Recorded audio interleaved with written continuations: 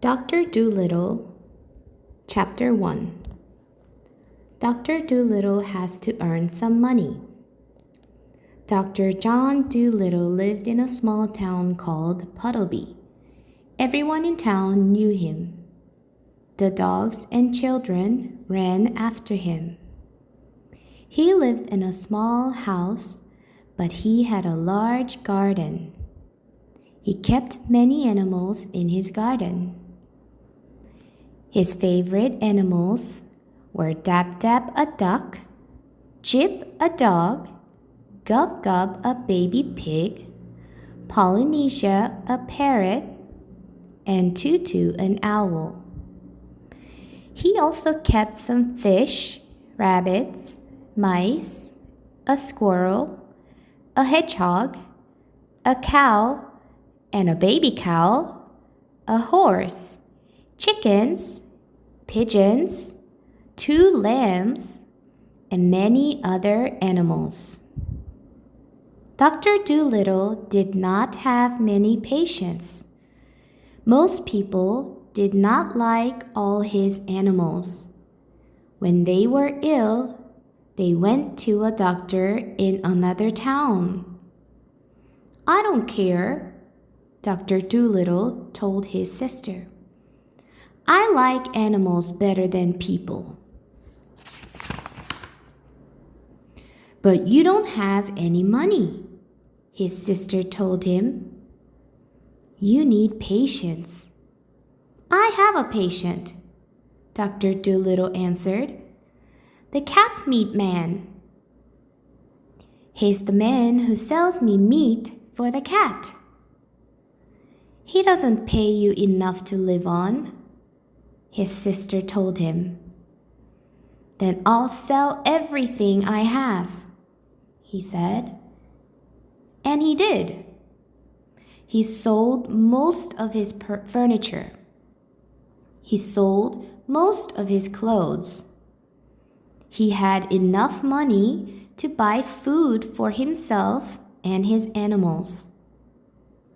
One day, the cat's meat man said to him, "Why don't you stop being a doctor for people and become a doctor for animals instead?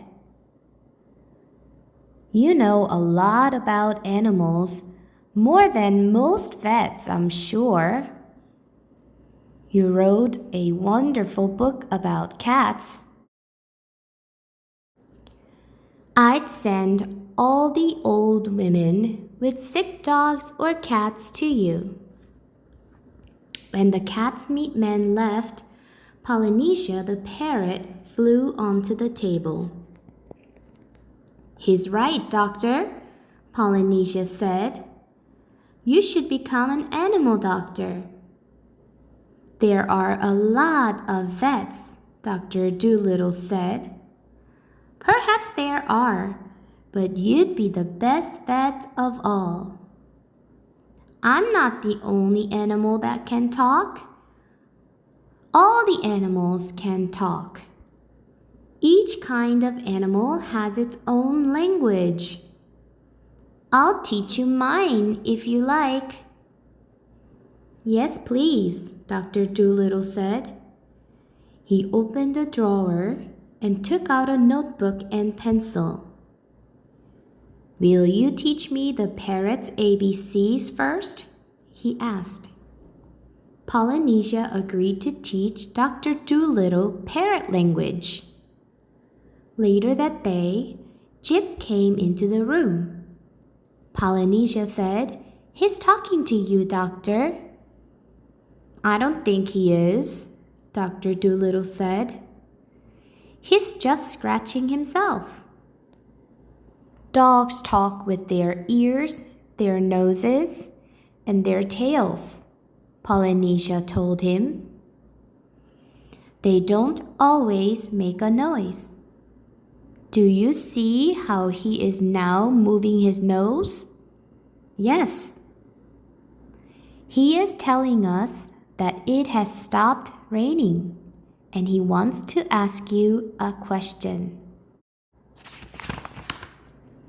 Every day, Dr. Dolittle learned the languages of the animals.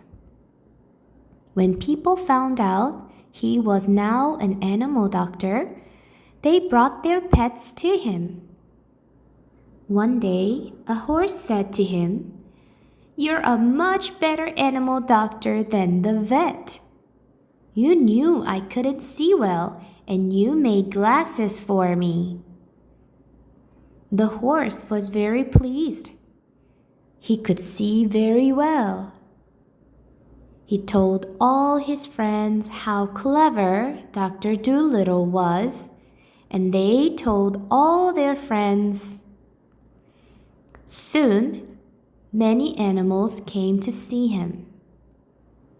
He had a different door for each animal, and he wrote the name of each kind of animal above the doors.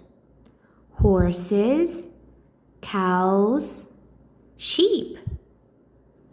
Before long, every animal that lived in or near Puddleby became the doctor's patients. He was very happy, and he liked his life very much.